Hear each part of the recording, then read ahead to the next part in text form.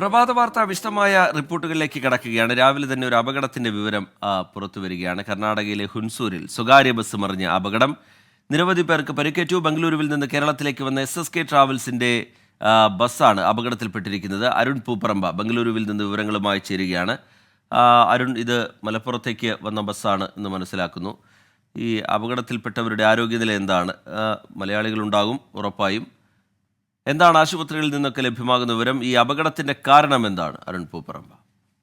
അരീജിത്ത്, ബംഗളൂരുവിൽ നിന്ന് മലപ്പുറം പെരിന്തൽമണ്ണയിലേക്ക് പുറപ്പെട്ട ബസ്സാണ് രാത്രി 12 മണിയോടെ കർണാടകയിലെ ഹുൻസൂരിൽ, അതായത് മൈസൂർ കഴിഞ്ഞു ഒരു 20-25 കിലോമീറ്റർ ഏകദേശം ഉള്ള സ്ഥലമാണ് ഹുൻസൂർ. അവിടെ വെച്ചാണ് ഈ അപകടം ഉണ്ടായിട്ടുള്ളത്. നിയന്ത്രണം വിട്ട് ഈ ബസ് കുത്തനെ മറിയുകയാണ്. നമുക്ക് ദൃശ്യങ്ങളിൽ അത് വ്യക്തമായി തന്നെ കാണാം. ഇത് ഒരു AC സ്ലീപ്പർ ബസ്സാണ്. അതുകൊണ്ട് യാത്രക്കാർ പൂർണ്ണമായും തന്നെ ഉറക്കത്തിലായിരുന്നു എന്നാണ് മനസ്സിലാക്കുന്നത്. അതിനിടെയാണ് യാദൃശ്ചികമായി ഈ അപകടമുണ്ടായത്. ഇതിൽ യാത്രക്കാരിൽ കൂടുതലും മലയാളികൾ തന്നെയാണ്.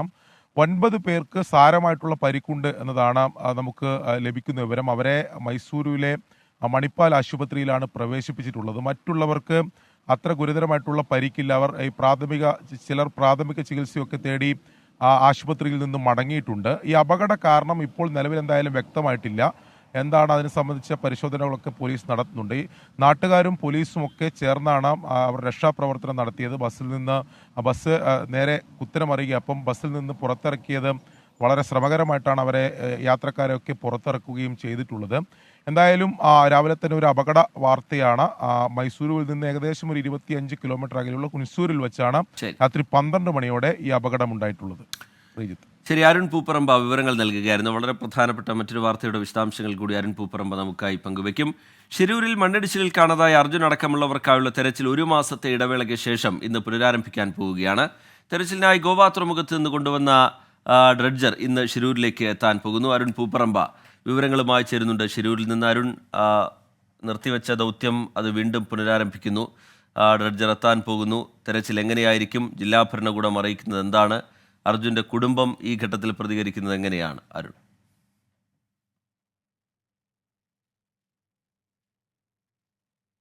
റീജിത്ത്, രാവിലെ 9 മണിയോടെ തന്നെ ഈ ഡ്രഡ്ജർ ഈ ശിരൂരിലേക്ക്, ഞാനിപ്പോഴുള്ള ഈ മണ്ണിടിച്ചിൽ നടന്നിട്ടുള്ള അപകട സ്ഥലത്തേക്ക് എത്തിച്ചേരും എന്നതാണ് നമ്മൾ മനസ്സിലാക്കുന്നത്. ഇന്നലെ രാത്രി തന്നെ എത്തേണ്ടതാണ്. പക്ഷേ രാത്രി ഈ വെളിച്ചക്കുറവ് ഒരു കാരണമായി, അതായത് തടസ്സമായി ഉണ്ടായി. അതുകൊണ്ട് തന്നെ ഈ യാത്രാമധ്യയുള്ള 2 പാലങ്ങൾക്ക് നടുവിലുള്ള ഒരു സ്ഥലത്ത് ഇത് ഹോൾഡ് ചെയ്യുകയാണ് ഉണ്ടായത്. അവിടെ ഇന്നലെ കരക്കോട് അടുപ്പിച്ച് നിർത്തി വെക്കുകയാണ് ചെയ്തത്. രാവിലെ തന്നെ അതിൻ്റെ യാത്ര തുടങ്ങും. അതിനുശേഷം ഒരു 9 മണിയോടെ തന്നെ ഈ ഷിരൂരിൽ എത്തിച്ചേരും എന്നതാണ് നമുക്ക് മനസ്സിലാക്കാൻ സാധിക്കുന്നത്. അതിനുശേഷം വേഗത്തിൽ തെരച്ചിൽ തുടങ്ങാൻ കഴിയും എന്നതാണ് ജില്ലാ ഭരണകൂടം ഉൾപ്പെടെ പങ്കുവെക്കുന്ന വിവരം. അതായത് കാലാവസ്ഥ അനുകൂലമാണ്. നമുക്ക് ആ ദൃശ്യങ്ങളിൽ കൂടെ പോവാം. നമ്മളിപ്പോൾ ഉള്ളത് മണ്ണിടിച്ചിൽ നടന്നിട്ടുള്ള ആ സ്ഥലത്താണ്. പുഴയിൽ ജലനിരപ്പ് വളരെ കുറവാണ്. നമുക്ക് ദൃശ്യങ്ങളിൽ കാണാം. ഈ മൺതിട്ട തന്നെ പ്രകടമായി തന്നെ നമുക്ക് ആ മൺതിട്ട് ഉൾപ്പെടെ കാണാം. അതുകൊണ്ട് തന്നെ മഴയും മാറി നിൽക്കുന്നുണ്ട്. അനുകൂലമായിട്ടുള്ള കാലാവസ്ഥ തെരച്ചിലിനുണ്ട്. ഡ്രഡ്ജർ ഇവിടെ എത്തിക്കഴിഞ്ഞാൽ വേഗത്തിൽ മറ്റ് കൂടുതൽ വൈകിപ്പിക്കൽ ഉണ്ടാവില്ല എന്നതാണ് ജില്ലാ ഭരണകൂടത്തിൻ്റെ ഭാഗത്തു നിന്നൊക്കെ നമുക്ക് ലഭിക്കുന്ന വിവരം. അതിനുശേഷം നേരത്തെ നാവികസേന മാർക്ക് ചെയ്തിട്ടുള്ള ആ ദൃശ്യങ്ങൾ കൂടി കാണാം നമുക്ക്. ആ ഭാഗത്ത് ഇപ്പോൾ ദൃശ്യങ്ങളിൽ കാണുന്ന ഭാഗത്താണ് നാവികസേന നേരത്തെ അവരുടെ പരിശോധനയിൽ അടയാളപ്പെടുത്തിയ ഇടമുള്ളത്. അവിടുത്തെ പുഴക്കടിത്തട്ടിലുള്ള മണ്ണും കല്ലുകളുമായിരിക്കും ആദ്യം നീക്കം ചെയ്യുക. അതിനുശേഷം മറ്റ് ഡ്രോൺ റഡാർ പരിശോധനകളിൽ കണ്ടെത്തിയിട്ടുള്ള മറ്റിടങ്ങളിലെ കൂടി മണ്ണ് നീക്കം ചെയ്തു തുടങ്ങും. നാവികസേനയും അതോടൊപ്പം തന്നെ ഈശ്വർ മാൽപ്പെ ഉൾപ്പെടെ ഒരു സംഘവും തെരച്ചിലിൻ്റെ ഭാഗമാകും. പക്ഷേ അവർ ഈ മണ്ണ് നീക്കം ചെയ്തതിന് ശേഷം മാത്രമേ അവർ ഈ തെരച്ചിലിലേക്ക്, അവരുടെ തെരച്ചിലെ ദൗത്യ സംഘത്തിൻ്റെ തെരച്ചിലിലേക്ക് എന്തായാലും കടക്കുകയുള്ളൂ.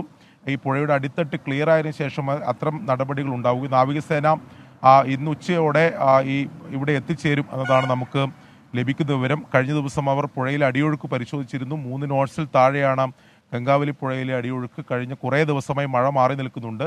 ഈ ഡ്രഡ്ജർ വളരെ പതിയാണ് ഇന്നലെയൊക്കെ മൂവ് ചെയ്തത്. നമുക്കറിയാം ഈ പ്രതികൂലമായിട്ടുള്ള കാലാവസ്ഥയിലൊക്കെ ഇത് കൊണ്ടുവരാൻ സാധിക്കില്ല. എന്തെങ്കിലും ഒരു തടസ്സമുണ്ടെങ്കിൽ, ഇന്നലെ രാത്രി വെളിച്ചക്കുറവായിരുന്നു അത് തടസ്സമായി ഉണ്ടാകുക, അല്ലെങ്കിൽ ഇന്നലെ രാത്രി തന്നെ ഇവിടെ എത്തിച്ച് രാവിലെ തന്നെ തെരച്ചിൽ തുടങ്ങും എന്ന് അറിയിച്ചതാണ്. അതിൽ പെട്ടെന്നുണ്ടായ ഒരു തടസ്സമാണ് ഈ വെളിച്ചക്കുറവ്. അതുകൊണ്ടാണ് ഇന്നലെ രാത്രി എത്തിക്കാതിരുന്നത്. എന്തായാലും ഇന്ന് രാവിലെയോടെ തന്നെ 9 മണിയോടെ ഇത് എത്തിച്ച് ഉടൻ തന്നെ തെരച്ചിൽ പുനരാരംഭിക്കാനാകുമെന്ന പ്രതീക്ഷയാണ് എന്തായാലും പങ്കുവെക്കുന്നത്.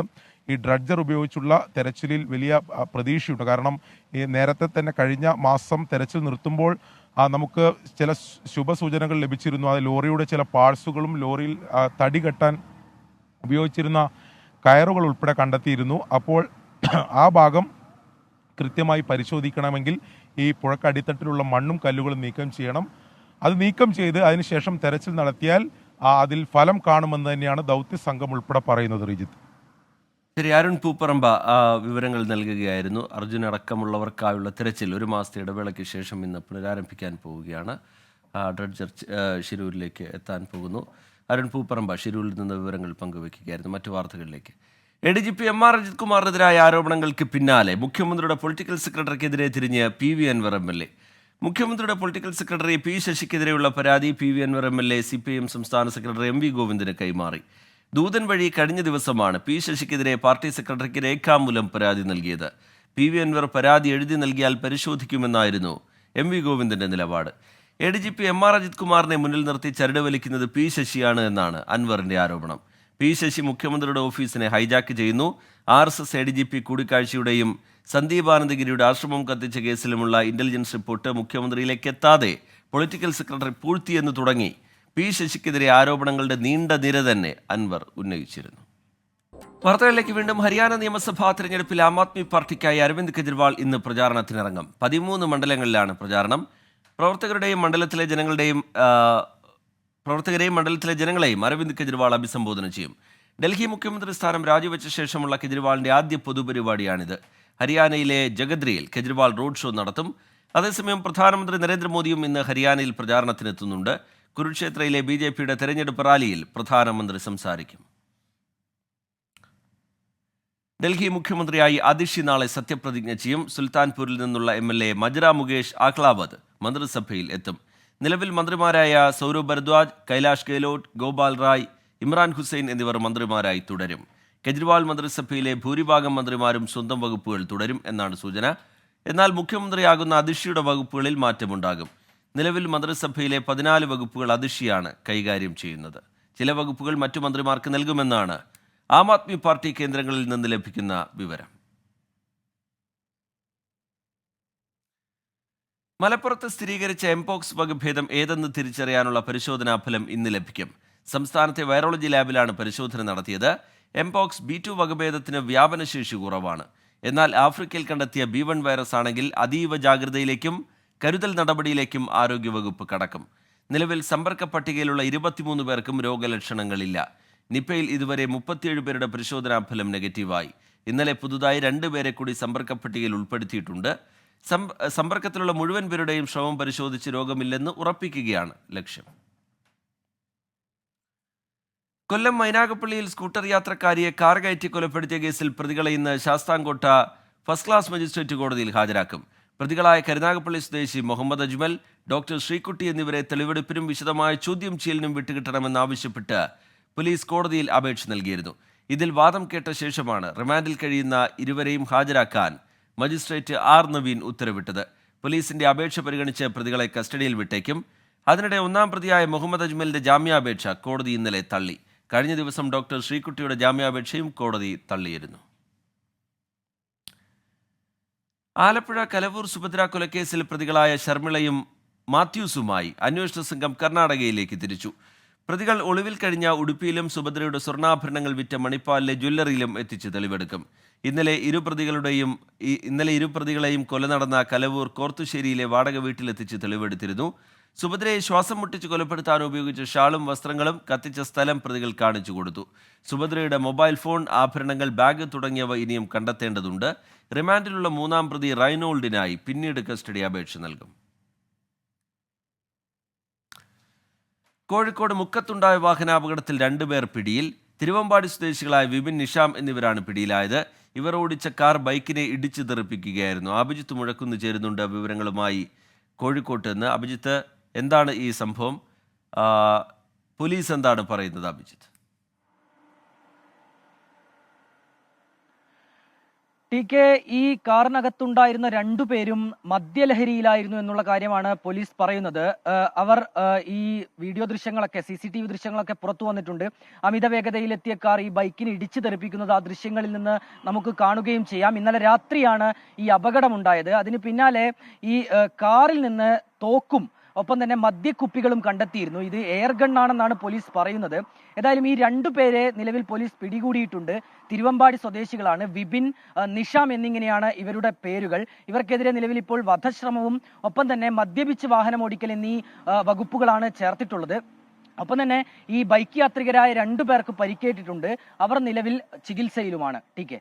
ശരി, അഭിജിത്ത് മുഴക്കുന്ന് വിവരങ്ങൾ നൽകുകയായിരുന്നു കോഴിക്കോട്ട് നിന്ന്. പൾസർ സുനിയുടെ ജാമ്യം സംബന്ധിച്ച സുപ്രീം കോടതി ഉത്തരവ് വിചാരണ കോടതിയിൽ സമർപ്പിച്ചു. എറണാകുളം പ്രിൻസിപ്പൽ കോടതിയിലാണ് അഭിഭാഷകൻ മുഖേന സുപ്രീം കോടതി ഉത്തരവ് എത്തിച്ചത്. വിചാരണ കോടതിയിലെ നടപടിക്രമങ്ങൾ ഇന്ന് നടക്കും. നടിയെ ആക്രമിച്ച കേസിൽ പൾസർ സുനിക്ക് ജാമ്യം നൽകുന്നതിന്റെ വ്യവസ്ഥകൾ ഉൾപ്പെടെ ഇന്ന് കോടതി തീരുമാനിക്കും. അതേസമയം ജയിലിനുള്ളിൽ മൊബൈൽ ഫോൺ ഉപയോഗിച്ച കേസിലും മർദ്ദനക്കേസിലും പൾസർ സുനിക്കെതിരെ കേസുകൾ ഉള്ളതിനാൽ ഈ കേസുകളിൽ കൂടി ജാമ്യം ലഭിച്ചാലേ പ്രതിക്ക് ജയിൽ മോചിതനാകാൻ സാധിക്കുകയുള്ളൂ. ആലപ്പുഴ അരൂർ തുറവൂർ ദേശീയപാതയിൽ ഗതാഗത നിയന്ത്രണം തുടങ്ങി. അരൂർ തുറവൂർ ഉയരപ്പാത നിർമ്മാണവുമായി ബന്ധപ്പെട്ട് യാത്രാക്ലേശം പരിഹരിക്കാൻ സമാന്തര പാതകളുടെ അറ്റകുറ്റപ്പണികൾ നടക്കുന്നതിനാലാണ് ഗതാഗത നിയന്ത്രണം ഏർപ്പെടുത്തിയത്. അരൂർ ക്ഷേത്രം ജംഗ്ഷൻ മുതൽ അരൂർ പള്ളി വരെ 1.5 കിലോമീറ്റർ ഭാഗത്താണ് റോഡ് നിർമ്മാണം. പോലീസിനാണ് ഗതാഗത ക്രമീകരണത്തിന്റെ ചുമതല. ഒരാഴ്ചക്കാലത്തേക്കാണ് നിയന്ത്രണം ഏർപ്പെടുത്തുക. ഒരു രാജ്യം ഒരു തെരഞ്ഞെടുപ്പ് ബില്ല് പാർലമെന്റിൽ കൊണ്ടുവരുന്നതിനായി കേന്ദ്ര സർക്കാർ നീക്കങ്ങൾ ആരംഭിച്ചു. എല്ലാ പ്രതിപക്ഷ പാർട്ടികളുമായി ചർച്ച നടത്താനാണ് സർക്കാരിന്റെ തീരുമാനം. കേന്ദ്രമന്ത്രിമാരായ രാജ്നാഥ് സിംഗ്, അർജുൻ റാം മേഘ്വാൾ, കിരൺ റിജിജു എന്നിവർ പ്രതിപക്ഷ പാർട്ടികളുമായി സംസാരിക്കും. കോൺഗ്രസ് ഒഴികെ തൃണമൂൽ കോൺഗ്രസ്, DMK തുടങ്ങിയ പ്രാദേശിക പാർട്ടികളുമായി ചർച്ച ചെയ്ത് സമവായത്തിലെത്താനാണ് സർക്കാർ ലക്ഷ്യമിടുന്നത്. ഒരു രാജ്യം ഒരു തെരഞ്ഞെടുപ്പ് പ്രായോഗികമല്ല എന്നും BJPക്ക് ഒരിക്കലും നടപ്പിലാക്കാൻ കഴിയില്ല എന്നും DMK നീക്കത്തെ ശക്തമായി എതിർക്കുമെന്നും പാർട്ടി നേതാക്കൾ പ്രതികരിച്ചു. മന്ത്രിമാറ്റ വിഷയത്തിൽ NCP ദേശീയ നേതൃത്വം ഇന്ന് സംസ്ഥാന നേതാക്കളുമായി ആശയവിനിമയം നടത്തും. രാവിലെ 11-ന് മുംബൈയിലെ YB ചവാൻ സെന്ററിലാണ് കൂടിക്കാഴ്ച. ദേശീയ അധ്യക്ഷൻ ശരത് പവാർ, സംസ്ഥാന അധ്യക്ഷൻ PC ചാക്കോ, മന്ത്രി AK Saseendran, Thomas K Thomas MLA എന്നിവരുമായാണ് കൂടിക്കാഴ്ച നടത്തുക. മന്ത്രിസ്ഥാനത്ത് നിന്ന് മാറേണ്ടി വന്നാൽ MLA സ്ഥാനം രാജിവെക്കുമെന്നാണ് AK ശശീന്ദ്രന്റെ നിലപാട്. ശശീന്ദ്രൻ MLA സ്ഥാനം രാജിവെച്ചാൽ തോമസ് K തോമസിനെ മന്ത്രിയാക്കാനുള്ള NCPയുടെ വിലപേശൽ ദുർബലമാകും. ഒരു MLA മാത്രമാകുന്നതോടെ മന്ത്രിസ്ഥാനം ആഗ്രഹിക്കുന്ന മറ്റു പാർട്ടികൾക്കൊപ്പമാകും NCPയുടെ സ്ഥാനം. ശശീന്ദ്രൻ രാജിവെച്ച ശേഷം പകരം മന്ത്രി ഉണ്ടായില്ലെങ്കിൽ പാർട്ടിക്കത് തിരിച്ചടിയുമാകും. കൊൽക്കത്തയിൽ വനിതാ ഡോക്ടറെ ബലാത്സംഗം ചെയ്ത് കൊലപ്പെടുത്തിയ സംഭവത്തിൽ ജൂനിയർ ഡോക്ടേഴ്സ് നടത്തിവന്ന സമരം ഭാഗികമായി അവസാനിപ്പിച്ചു. ശനിയാഴ്ച മുതൽ അടിയന്തര സേവനങ്ങൾ പുനരാരംഭിക്കുമെന്ന് പ്രതിഷേധക്കാർ അറിയിച്ചു. എന്നാൽ ഔട്ട് പേഷ്യന്റ് സേവനങ്ങൾ ബഹിഷ്കരിക്കുമെന്നും ഡോക്ടേഴ്സ് അറിയിച്ചു. സംസ്ഥാനത്ത് പ്രളയത്തെ തുടർന്നുണ്ടായ അടിയന്തര സാഹചര്യവും തങ്ങളുടെ ആവശ്യങ്ങൾ സർക്കാർ ഭാഗികമായി അംഗീകരിച്ചതും പരിഗണിച്ചാണ് തീരുമാനം. ആരോഗ്യവകുപ്പ് ആസ്ഥാനമായ സുസ്ത്യ ഭവനിൽ നിന്ന് CBI ആസ്ഥാനത്തേക്ക് നാളെ മാർച്ച് നടത്തുമെന്നും ഡോക്ടേഴ്സ് അറിയിച്ചു. ചെന്നൈ ക്രിക്കറ്റ് ടെസ്റ്റിൽ ബംഗ്ലാദേശിനെതിരെ ഒന്നാം ഇന്നിംഗ്സിൽ കൂറ്റൻ സ്കോർ ലക്ഷ്യമിട്ട് ഇന്ത്യ ഇന്നിറങ്ങും. രണ്ടാം ദിനം 6-ന് 339 എന്ന നിലയിൽ ഇന്ത്യ ബാറ്റിംഗ് പുനരാരംഭിക്കും. 102 റൺസുമായി അശ്വിനും 86 റൺസുമായി രവീന്ദ്ര ജഡേജയുമാണ് ക്രീസിൽ. തുടക്കത്തിലെ തകർച്ചയ്ക്ക് ശേഷം കരകയറുകയായിരുന്നു ഇന്ത്യ. 56 റൺസ് എടുത്ത ഓപ്പണർ യശസ്വി ജയ്സ്വാളും തിളങ്ങിയിരുന്നു. ISLൽ ജയം തുടരാൻ പഞ്ചാബ് FC ഇന്നിറങ്ങും. രാത്രി 7:30 നടക്കുന്ന മത്സരത്തിൽ ഒഡീഷ FC ആണ് എതിരാളികൾ. കേരള ബ്ലാസ്റ്റേഴ്സിനെ തോൽപ്പിച്ചു തുടങ്ങിയ പഞ്ചാബിന്റെ ലക്ഷ്യം സീസണിലെ 2ാം ജയമാണ്. ചെന്നൈയിൻ FCയോട് തോറ്റു തുടങ്ങിയ ഒഡീഷ ആദ്യ ജയം നേടാമെന്ന പ്രതീക്ഷയിലാണ് ഇറങ്ങുന്നത്. ദുലീപ് ട്രോഫി ക്രിക്കറ്റിൽ സെഞ്ചുറി ലക്ഷ്യമിട്ട് സഞ്ജു സാംസൺ ഇന്നിറങ്ങും. ഇന്ത്യ ഡി താരമായ സഞ്ജു ഇന്ത്യ ബിക്കെതിരെ 89 റൺസുമായാണ് ക്രീസിലുള്ളത്. 83 പന്തിൽ 10 ഫോറും 3 സിക്സ് ഉൾപ്പെടെയുമാണ് സഞ്ജു 89 റൺസ് എടുത്തത്. ഇന്ത്യ ഡി 5 വിക്കറ്റ് നഷ്ടത്തിൽ 306 എന്ന നിലയിലാണ് രണ്ടാം ദിനം ബാറ്റിംഗ് പുനരാരംഭിക്കുക. സൂപ്പർ ലീഗ് കേരള ഫുട്ബോളിൽ ഇന്ന് മലപ്പുറം FC തൃശൂർ മാജിക് പോരാട്ടം. രാത്രി 7:30 മഞ്ചേരി പയ്യനാട് സ്റ്റേഡിയത്തിലാണ് മത്സരം. 2 മത്സരങ്ങളിൽ 1 വീതം ജയവും തോൽവിയുമായി മലപ്പുറം FC 4ാം സ്ഥാനത്താണ്. 2 കളിയിലും തോറ്റ തൃശൂർ മാജിക് അവസാന സ്ഥാനത്തും. വയനാട് തലപ്പുഴ മരമുറി വിവാദത്തിൽ വനംവകുപ്പ് ഉദ്യോഗസ്ഥർക്കെതിരായ നടപടി പിൻവലിച്ചു. സസ്പെൻഡ് ചെയ്ത 2 ഉദ്യോഗസ്ഥരെയാണ് തിരിച്ചെടുത്തത്. സോളാർ ഫെൻസിംഗ് നിർമ്മാണത്തിന് വേണ്ടിയാണ് മരം മുറിച്ചതെന്നും ഇതിന് പിന്നിൽ സതുദ്ദേശം മാത്രമാണെന്നും അന്വേഷണത്തിൽ വ്യക്തമായി. നോർത്ത് വയനാട് വനം ഡിവിഷൻ ബേഗൂർ റേഞ്ചിനു കീഴിലുള്ള തലപ്പുഴ ഫോറസ്റ്റ് സ്റ്റേഷനിലെ സെക്ഷൻ ഫോറസ്റ്റ് ഓഫീസർമാരായ PV ശ്രീധരൻ, CJ റോബർട്ട് എന്നിവരെയാണ് തിരിച്ചെടുത്തത്. 1 കിലോമീറ്റർ ദൂരപരിധിയിൽ സോളാർ ഫെൻസിംഗ് സ്ഥാപിക്കാനാണ് 73 മരങ്ങൾ മുറിച്ചത്. ഇവയിൽ 16 എണ്ണം ഉണങ്ങിയതും 5 എണ്ണം വീണുകിടക്കുന്നതുമാണെന്ന് വനംവകുപ്പ് നടത്തിയ അന്വേഷണത്തിൽ വ്യക്തമായി. അനുമതിക്ക് കാത്തുനിന്നാൽ ഫെൻസിംഗ് നിർമ്മാണം നീളുമെന്നു കരുതിയാണ് മരങ്ങൾ മുറിച്ചത്. മുറിച്ച മരങ്ങൾ നഷ്ടപ്പെട്ടിട്ടില്ലെന്ന് വ്യക്തമായ സാഹചര്യത്തിലാണ് ഉദ്യോഗസ്ഥരുടെ പേരിലുള്ള നടപടി അവസാനിപ്പിച്ചത്. DFOയുടെയും റേഞ്ച് ഓഫീസറുടെയും റിപ്പോർട്ടിന്റെ അടിസ്ഥാനത്തിൽ നോർത്ത് CCF KS ദീപയാണ് ഇത് സംബന്ധിച്ച് ഉത്തരവിറക്കിയത്. Thalappuzha deputy range officer AK ജയരാജിന്റെ പേരിൽ അച്ചടക്ക നടപടി വേണ്ടെന്നും തീരുമാനിച്ചിട്ടുണ്ട്. വനംവകുപ്പിനുള്ളിലെ സംഘടനകൾ തമ്മിലുള്ള പടലപ്പിണക്കമാണ് വിവാദത്തിന് പിന്നിലെന്നും ആരോപണമുണ്ട്. വന്യമൃഗശല്യം രൂക്ഷമായ പ്രദേശത്ത് വിവാദങ്ങൾ വേലി നിർമ്മാണത്തെ ബാധിക്കരുതെന്ന് നാട്ടുകാരും ജനപ്രതിനിധികളും ആവശ്യപ്പെട്ടിരുന്നു. 24 വയനാട്. ടൈപ്പ് 1 പ്രമേഹബാധിതരായ കുട്ടികൾക്കുള്ള സംസ്ഥാന സർക്കാരിന്റെ മിഠായി പദ്ധതി വീണ്ടും താളം തെറ്റുന്നു. ആഴ്ചകളായി ആവശ്യത്തിന് മരുന്ന് ലഭിക്കുന്നില്ല എന്നാണ് പരാതി. പുറത്തുനിന്ന് കൂടിയ വിലയ്ക്ക് മരുന്ന് വാങ്ങേണ്ട ഗതികേടിലാണ് രക്ഷിതാക്കൾ. ടൈപ്പ് 1 പ്രമേഹബാധിതരായ കുട്ടികൾക്ക് ചികിത്സയും പരിരക്ഷയും ഉറപ്പുവരുത്തുന്നതിനായി സംസ്ഥാന സർക്കാർ ആവിഷ്കരിച്ചതാണ് മിഠായി പദ്ധതി. ഇൻസുലിൻ അടക്കമുള്ളവ സൗജന്യമായി നൽകുകയാണ് പദ്ധതിയുടെ ലക്ഷ്യം. എന്നാൽ ഏതാനും മാസങ്ങളായി ആവശ്യത്തിന് മരുന്നുകൾ ലഭിക്കുന്നില്ല എന്നാണ് രക്ഷിതാക്കളുടെ പരാതി. ഇപ്പം ഒരു 2 മാസത്തോളമായിട്ട് മരുന്ന് തീരെ കിട്ടാനില്ല. 2 മരുന്നാണ് മൂക്ക് വെക്കുന്നത്. അതിലൊരു മരുന്ന് രാത്രിയത്തെ മരുന്ന് കിട്ടുന്നുണ്ട്. പകല് 6 നേരം എടുക്കുന്ന ആ ഇൻസുലിനും പിന്നെ ഷുഗർ ചെക്ക് ചെയ്യുന്ന സ്ട്രിപ്പ്, നീഡിൽ ഇതൊന്നും കിട്ടാനില്ല. ടൈപ്പ് 1 പ്രമേഹബാധിതരായ 2 കുട്ടികളുള്ള വീടുകൾ വരെയുണ്ട്. മരുന്നുകൾ പുറത്തുനിന്ന് വാങ്ങേണ്ടി വരുന്നതോടെ സാമ്പത്തികമായി വലിയ ബുദ്ധിമുട്ടിലാണ് രക്ഷിതാക്കൾ. 2 നേരം കുത്തിയിട്ട് ഈ നീഡിൽ മാറ്റേണ്ടതാണ്. പിന്നെ അത് ഉപയോഗിക്കാൻ പറ്റൂല. അപ്പം നീഡിൽ മിഠായി കിട്ടാത്തതിൻ്റെ പേരിൽ പിന്നെ അത് തന്നെയാണ് ഉപയോഗിച്ചുകൊണ്ടിരിക്കുന്നത്. അപ്പോൾ പുറത്തുനിന്ന് ഇങ്ങനെ വാങ്ങാന്ന് പറയുന്നത് നല്ല പൈസ ആണ്. മരുന്നിന് ക്ഷാമം നേരിടുന്നുവെന്ന പതിവ് മറുപടി മാത്രമാണ് അധികൃതർ നൽകുന്നത്. സർക്കാർ അടിയന്തരമായി ഇടപെട്ട് ശാശ്വത പരിഹാരം കണ്ടെത്തണമെന്നാണ് രക്ഷിതാക്കളുടെ ആവശ്യം. 24 കോഴിക്കോട്. ഈ വാർത്താ ബുള്ളറ്റിൻ പൂർത്തിയാവുകയാണ്.